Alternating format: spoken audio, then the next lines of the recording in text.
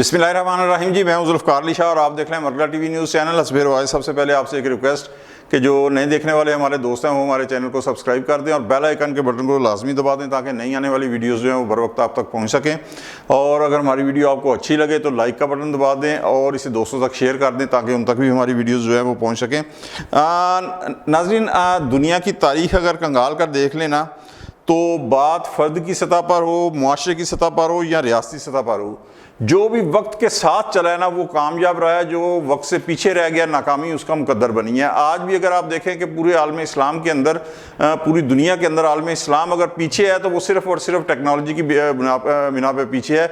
Otherwise ना अफरादी क़ुव्वत की हमारे में कमी है, ना सलाहियतों की कमी है, लेकिन टेक्नोलॉजी जो है वो अगियार के पास है। यही वजह है कि हम दुनिया से पीछे हैं। अच्छा, इसी हवाले से आज एक हमने वीरा करना है कि जो पाकिस्तान का एक महकमा डाक एक दौर था, और ये कोई बहुत ज़्यादा पुरानी बात नहीं है। आप समझ लें कि 30-40 साल पहले की बात है कि महकमा डाक जो है वो इंतहाई अहम जो है रोल प्ले कर रहा था पाकिस्तान की इकानमी के अंदर भी और माशरे के अंदर भी। मैं असल में क्यों आया कि जब रोज़ाना दफ्तर आता हूँ और जाता हूँ ना तो माल रोड के ऊपर माशाल्लाह इंतहाई शानदार इमारत जो है वो जीपीओ की देखता हूँ। तो आज देखते हुए पता नहीं क्यों मेरे जहन में ख्याल आया कि ये कभी जिस कदर शानदार इमारत है इससे ज़्यादा शानदार इसकी सर्विसेज थी और इससे ज़्यादा शानदार जो है इसका मुआशरे के अंदर मुकाम होता था। आप यकीन करें कि इसकी एक निचली सतह का जो ओहदेदार होता था डाकिया, उसका पाकिस्तान के अंदर ही नहीं, हिंदुस्तान के अंदर ही नहीं, बांग्लादेश के अंदर ही नहीं, बल्कि पूरी दुनिया के जो मुआशरे थे उनके अंदर एक मुकाम था और बड़ा बाइज़्ज़त एक मुआशरे का फ़र्द तस्वर किया जाता था। आप पाकिस्तान और इंडिया की माजी की फिल्में देख लें, 60 की दिहाई की, 70 की दिहाई की, 50s की, तो उसके अंदर हर दूसरी तीसरी फिल्म के बाद जो है ना कोई एक फ़िल्म ज़रूर ऐसी होगी जिसके अंदर दो किरदार लाजमी होते थे, एक पटवारी का और एक डाकिए का। क्योंकि उसने घर घर जो था वो ख़त पहुँचाने होते थे। और अगर किसी को उस ज़माने के अंदर कोई देहात में गया है, इवन शहर में भी, तो एड्रेस किसी का उसको नहीं पता होता था तो दो बंदे होते थे, एक नाई जिससे वो एड्रेस पूछ सकता था और एक डाकिया। इन दोनों से वो किसी का एड्रेस जो था वो पूछता तो लाजमी उसको एड्रेस जो था ना वो पता चल जाता था। अच्छा, महकमा डाक का जो काम था वो सिर्फ जो खतूत की तरसील है वही नहीं थी, बल्कि इंतहाई हंगामी हालत के अंदर टेलीग्राफ जो था वो भी उसका काम होता था। और टेलीग्राफ समझो तार उर्फ़ आम में जिसे कहते हैं, लेकिन अल्लाह माफ़ करे उस ज़माने में जिसके घर का, और फिर ये पोस्ट ऑफिस जाके नहीं कि टेलीग्राफ पर रिसीव करना पड़ता था, बल्कि ये भी जो पोस्टमैन डाकिया होता था वो घर पे आके आपको टेलीग्राम देता था। लेकिन टेलीग्राम देने का मतलब ये होता था कि मोस्टली जो ज़्यादातर था ना वो कोई मकसद को अच्छी खबर नहीं होती थी, किसी की मौत की या बीमारी की ये इस तरह होती थी, तो वो एक खौफ टेलीग्राम का नाम से जो ना तार आ गई है जनाब, ये एक खौफ की अलामत भी जो था ना वो समझा जाता था। अच्छा, ठीक है जी। अच्छा, इसके अलावा नौजवान नस्ल को बहुत कम ही मालूम होगा कि इसके अलावा जिस तरह आजकल जैज़ कैश है या ईजी पैसा है, तो मनी ऑर्डर भी डाकखाने के ज़रिए होता था। इसलिए कि उस ज़माने के अंदर आप ये देख रहे हैं 40-50 साल पहले अगर आप चले जाएं तो बैंकों की शाखें ही नहीं थी गांव देहातों के अंदर, लेकिन बैंकों की शाखें नहीं थी, डाक का निज़ाम जो था, डाक का जो इंफ्रास्ट्रक्चर था वो छोटे छोटे गाँव की सतह तक जो था फैला हुआ था। पोस्ट ऑफिस वहाँ पर मौजूद थे। तो मनी ऑर्डर पाकिस्तान के अंदर से नहीं बल्कि जो बैरून मुल्क थे वहाँ से भी आते थे, तो वहाँ से वो मनी ऑर्डर लेके डाकिया जो था वो आता था, वो आपको रिसीव करवाता था, आपसे साइन कराता था। या ज़्यादातर ज़ाहिर है उस ज़माने में गाँव देहातों में अंगूठे ही लगते थे, तो ये सारी चीज़ें उस ज़माने में होती थी। अच्छा, एक और आपको बड़ी दिलचस्प बात बताऊँ कि उस ज़माने के अंदर 30-40 साल पहले 20 पैसे का एक येलो कलर का छोटा लिफाफा होता था, तो वो पूरे पाकिस्तान के लिए था। मकसद आप समझें कि लाहौर से आप गुजरांवाला में कर दें या कराची से हैदराबाद के लिए कर दें या कराची से पेशावर तक के लिए कर दें, वो सेम उसके जो रेट थे वो 20 पैसे ही थे। इसके अलावा 10 पैसे का एक कार्ड होता था, छोटा कार्ड।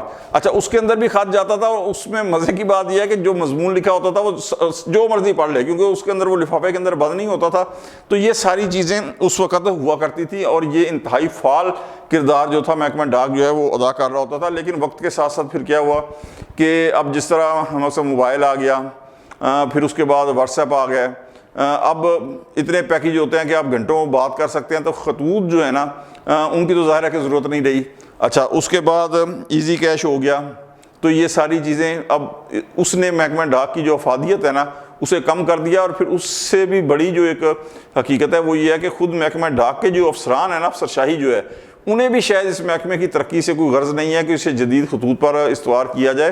कोई वजह नहीं है कि अगर इसे जदीद दौर के तकाज़ों से हम आहंग किया जाए तो ये महकमा एक दफ़ा फिर जो है पाकिस्तान की इकानमी में नहीं, पाकिस्तान के मुआशरे के अंदर भी एक फ़ाल किरदार अदा कर सकता है। इसलिए कि बिल्कुल सैकड़ों कोरियर कंपनियाँ हैं जो डॉक्यूमेंट्स पहुँचाती हैं, ठीक है, लेकिन वो उन कंपनियों के जो रेट हैं वो इंतहाई ज़्यादा हैं। एक अगर महकमा डाक आ जाए तो ये उनसे आधे नर्ख के ऊपर भी, क्योंकि इसका इंफ्रास्ट्रक्चर हर जगह मौजूद है। उन कंपनियों के, कोरियर कंपनियां जितनी भी हैं सैकड़ों की तादाद में हैं, उनके तो एक शहर में एक मकसद नहीं तो 2 नहीं तो 3 दफ्तर होंगे ज़्यादा से ज़्यादा। आप ये देखें कि लाहौर, कराची, ये जो गुजरावाला, इन जैसे शहरों के अंदर दर्जनों की तादाद के अंदर पोस्ट ऑफिस, दर्जनों क्या मकसद शायद सैकड़ों तक पहुँच सकते हैं तादाद। तो एक तो इनका इंफ्रास्ट्रक्चर जो है ना वो ज़्यादा है, तो ये उनसे ज़्यादा बेहतर तरीके से ये सर्विस जो है ना वो कर सकते हैं। दूसरा जो बात यह है कि जिस तरह इजी पैसा है, अब अच्छा दूसरा उन कोरियर कंपनियों का जो एक दायरा कार है वो शहरों की हद तक महदूद है। गांव देहात में कोई कोरियर कंपनी काम नहीं करती, लेकिन फिर कहूँगा कि डाक का इंफ्रास्ट्रक्चर जो है ना, पोस्ट ऑफिस, वो सारा जो है वो मौजूद है। तो अगर ये काम शुरू हो जाए, महकमा डाक शुरू करे, तो जाहिर है कि ये गांव देहातों की सतह तक जो है ना कम से कम वो बिज़नेस तो शुरू में जो है वो गेन कर हासिल कर सकता है। अच्छा, उसके बाद इजी पैसा, जैज़ कैश, ये सर्विसेज बिल्कुल हैं और ये गांव देहातों की सतह तक हैं। लेकिन अगर ये भी यहाँ पे बंदे को उठ के जाना पड़ता है दुकान के ऊपर, जहाँ से उसको इजी पैसा और जैज़ कैश वगैरह लेना पड़ता है, लेकिन अगर यही महकमा डाक अपनी एक सर्विस शुरू कर दे, उसने IFS यानी इंटरनेशनल फाइनेंशियल सिस्टम के तहत शुरू भी की है, इसे और ज़्यादा फाल करे। उसकी वजह यह है कि अगर लोगों को दुकान के ऊपर ना जाना पड़े, लेडीज़ होती हैं मकसद, अक्सर नहीं उनके पास बंदे होते, लोग जॉब्स के ऊपर गए हुए हैं, और अगर उनको पोस्टमैन डाकिया जो है उनके घर की दहलीज के ऊपर कैश पहुँचाए, ये सारा कुछ, तो लोग इस तरफ रागिब होंगे। लेकिन उसके लिए एक और चीज़ है कि जो गांव देहात की सतह पे है ना, पोस्ट मास्टर की जगह पे डाकिए का सिस्टम मुतारफ कराया जाए। उसकी वजह यह है कि पोस्ट मास्टर को अब भी 2-2.5 हज़ार रुपये तनख्वाह मिलती है। 2-2.5 हज़ार रुपये तो आज घर पे जो काम करने वाली माई है ना वो नहीं लेती।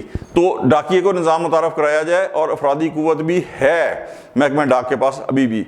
तो ये सारा सिस्टम जो है ना अगर कर लें और इस महकमे को फाल बनाया जाए, तो पाकिस्तान की जो एक इकानमी है, और मेरे ख्याल में प्राइम मिनिस्टर साहब को भी इस तरफ तवज्जो देनी चाहिए कि जब हम इकानमी के लिए छोटी छोटी चीज़ों को भी तरस रहे हैं, यानी एक डॉलर को तरस रहे हैं, पैसे को तरस रहे हैं, हमारे पास शॉर्टेज ऑफ फंड्स है, तो जहाँ से भी हमें बेहतरी की उम्मीद नज़र आए उस तरफ हमें तवज्जो देनी चाहिए। तो ये महकमा जो किसी ज़माने में यानी शानदार इमारतें आप देखें, GPO की इमारतें देखें, और आज भी जिस तरह मैंने कहा कि पूरे मुल्क के अंदर इसका इंफ्रास्ट्रक्चर मौजूद है, तो अगर इसे फाल कर दिया जाएगा तो ये बड़ा अहम किरदार मईशत के अंदर भी अदा करेगा, और दोबारा आवाम के अंदर भी जो है ना उन्हें सहूलतें बहम पहुँचाने के अंदर ये अहम किरदार अदा कर सकता है।